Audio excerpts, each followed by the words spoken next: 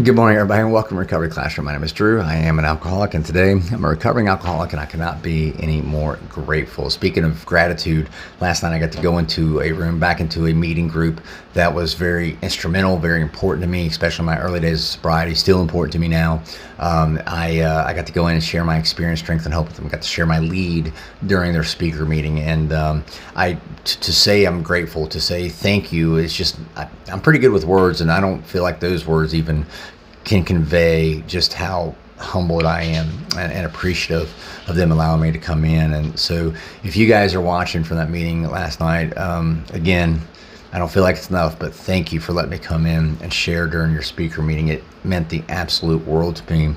And in that same thread, in that same vein, in preparing for my lead last night, I was able to go back through my notes from long ago. I'll go all the way back to my early days of sobriety. Again, this meeting I'm talking about was very formative. I mean, it influenced my early development, my early recovery. And so anyone who's been through a meeting with me knows I usually carry a notebook, and I'm always taking notes. I'm always writing.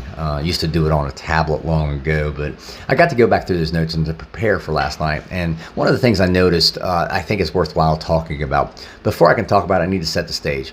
I didn't think I could make it 24 hours without taking a drink. So I said, okay, I'm just going to make it through one day. And my day one was July the 6th of 2021. And I made it through that day one. And then it's like, okay, fine, wake up the next day. The only goal I had in mind was to make it to the end of my day drawing a sober breath. That was it. I didn't care what else happened.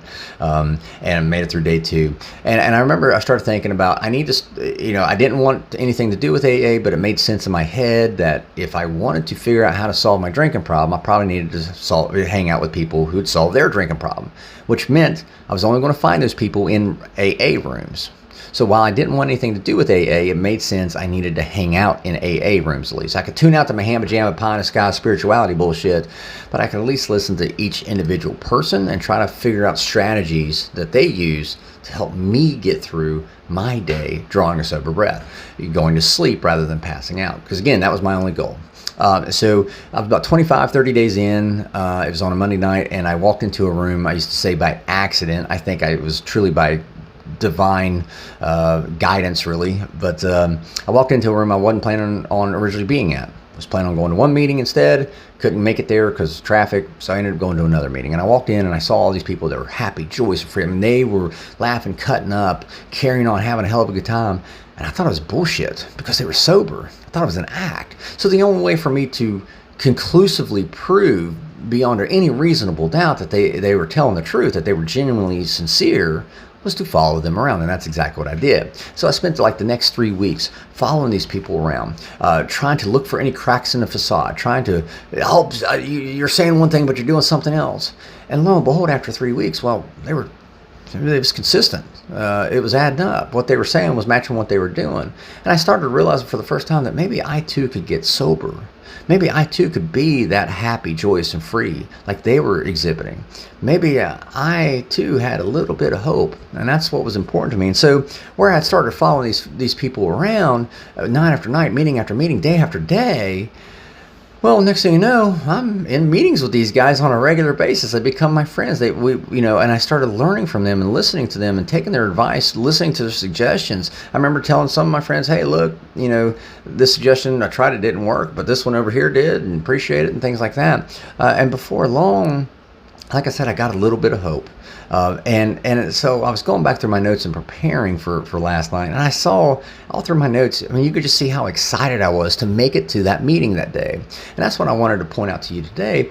If your goal is just to make it to the end of your day drawing a sober breath, not taking a drug, not taking a drink, there's strategies to do that. Because I know I did it. And I remember how excited I was, just to wake up and make it to the end, or make it to that meeting that day. I could contrast that with waking up just to find my next drink versus waking up just to get to my meeting. I remember I would plan out my day. I was like, okay, I gotta get the kids dropped off to school, go to work, get the kids picked up after school, get them home, get them to baseball practice or dance practice or whatever, and then I can get to my meeting. And I remember I'd show up to my meeting an hour early, and then be in the meeting for an hour, and then stay an hour late. Well, I would use that as a strategy to kind of get me over that hump.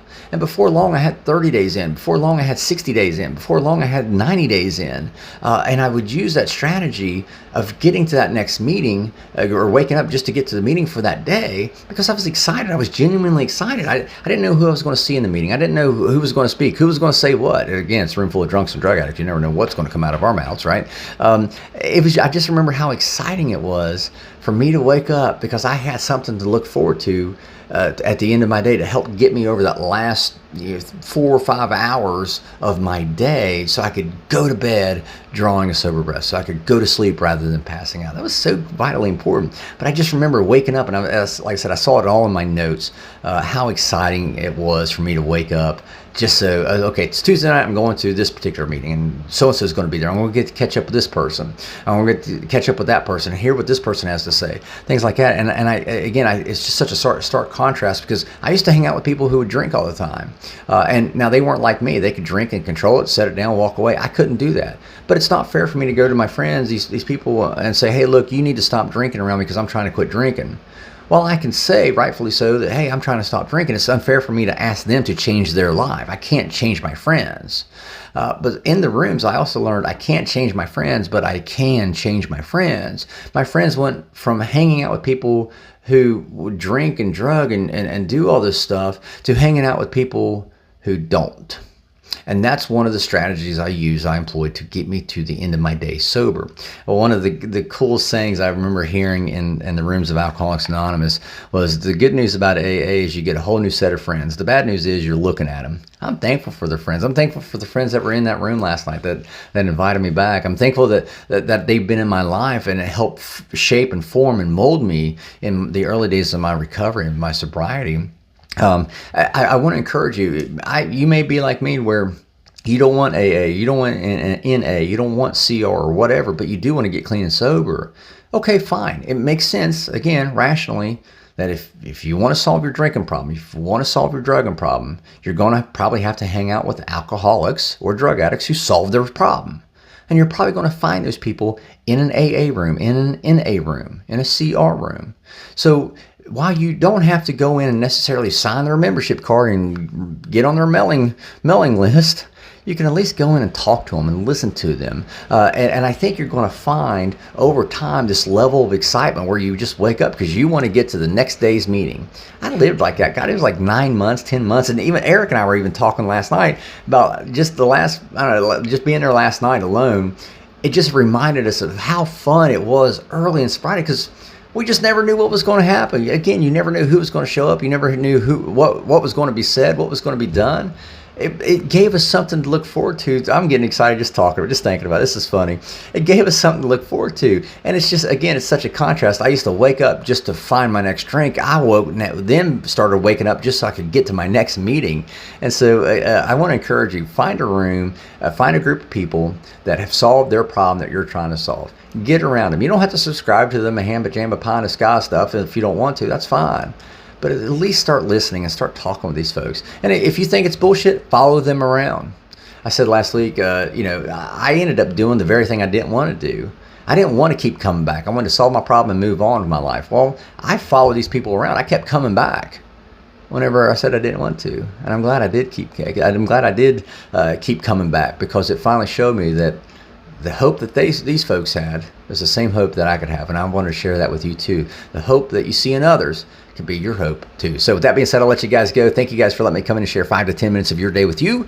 You guys absolutely keep me sober, and I could not be any more appreciative. And again, to my friends from last night's meeting, I can't say it enough. Thank you for letting me come in, and I hope I made you guys proud. I felt like I was able to connect with a lot of folks in that room. So thank you guys again. I really, truly appreciate it, and I look forward to seeing you guys again soon. So we'll be talking again soon, guys. Remember, you can't get drunk if you don't take that first drink.